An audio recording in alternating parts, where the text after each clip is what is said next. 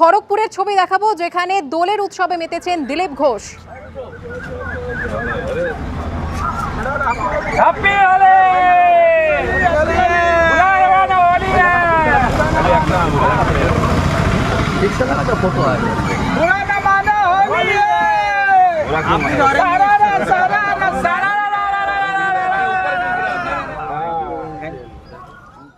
দোলের দিন সব রং মিলেমিশে একাকার, অর্থাৎ দোলের রং এবং রাজনীতির রং সবই মিলেমিশে গিয়েছে।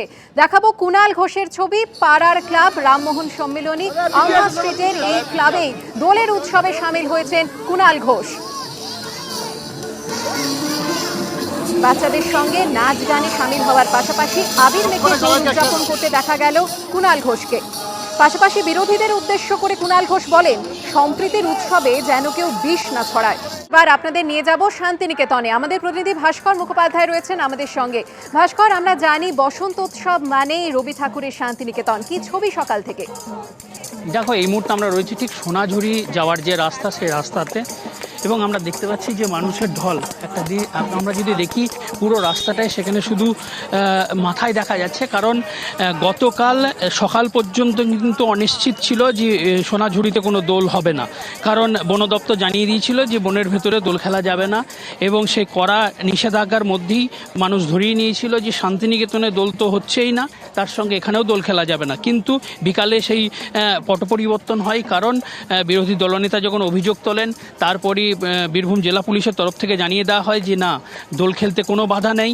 এমনকি বনমন্ত্রী নিজেও তিনি জানিয়েছিলেন যে দোল খেলতে কোনো বাধা নেই, কোনো সময় নির্দিষ্ট করে দেওয়া হচ্ছে না, সারাদিন দোল খেলতে পারবে। এবং তারপরই আজ সকাল থেকে আমরা দেখছি হাজার হাজার মানুষ ভিড় করেছে এই সোনাঝুরিতে, এবং তাদের একটাই দাবি যে যেহেতু দোলের দিন বসন্ত উৎসব হচ্ছে না শান্তিনিকেতনে, সেক্ষেত্রে বিকল্প একমাত্র সোনাঝুরি। তাই সোনাঝুরি যদি রাজ্য সরকার বন্ধ করে দেয়, তাহলে সাধারণ মানুষ যাবে কোথায়? এবং তারা জানিয়েছেন যে এই বিকল্প যে সোনাঝুরি, সেটা কিন্তু যতটা সম্ভব খুলে রাখতে হবে সাধারণ মানুষের জন্য, এবং যে জেলা প্রশাসন সেই ব্যবস্থাই করেছে। কঠোর নিরাপত্তা ব্যবস্থা করা হয়েছে। আমরা দেখতে পাচ্ছি এখানে যারা দোল খেলতে যাচ্ছেন তারা এখানে রয়েছেন। একটা জিনিস খুব পরিষ্কার, একটা কথা বলবো, যে এখানে দেখুন দোল বসন্ত উৎসব বন্ধ হয়ে গেছে। হ্যাঁ, সোনাঝুরি সেখানেও বলা হচ্ছে যে দোল খেলা যাবে না। হ্যাঁ, এই বিষয়টা নিয়ে কি বলবো? আমরাই প্রথম এলাম এখানে, এতদিন আসেনি, আগে শুনেছি, তো খুব ভালো এক্সপিরিয়েন্স হলো, ফার্স্ট টাইম। খুব ভালো লাগছে।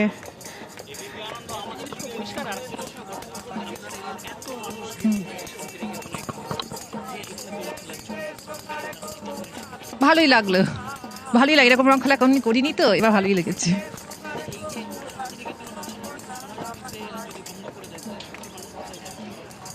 সেটা একটু কষ্ট পাবে, বন্ধ করেছিল শুনে খুব খারাপই লেগেছিল, এখন ভালো লাগছে।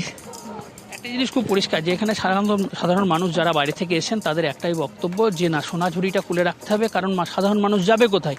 শান্তিনিকেতনে বন্ধ, সেখানে বসন্ত উৎসব হচ্ছে না দোলের দিন, তাই বিকল্প একমাত্র কিন্তু এই সোনাঝুরি। তাই সেখানেই সাধারণ মানুষ ভিড় করেছে, প্রচুর মানুষ যাচ্ছে। আমরা দেখতে পাচ্ছি এখানে আজকে সারা দিন এখানে দোল খেলা চলবে, এবং কঠোর নিরাপত্তা ব্যবস্থা করা হয়েছে জেলা প্রশাসনের তরফ থেকে। জেলা পুলিশ জানিয়েছে যে প্রায় 500 জন পুলিশ কর্মী মোতায়েন করা হয়েছে এলাকায়, যাতে এখানে কোনো রকম কোনো নিরাপত্তার ত্রুটি না থাকে, এবং সাধারণ মানুষের প্রত্যেককে নিরাপত্তা দিতে হবে, এবং সেটাই নির্দিষ্ট করেছে এখানে প্রশাসন।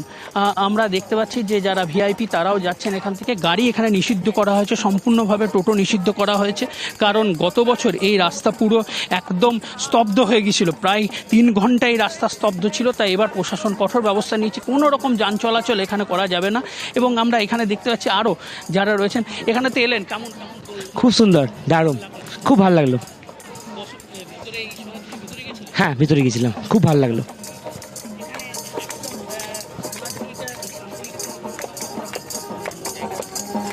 পার্থক্য বলতে সেরকম কিছু নেই, আছে শান্তিনিকেতনের দোল খেলা তো পুরো আলাদাই হয়, ওর একটা আভিজাত্য আলাদা থাকে।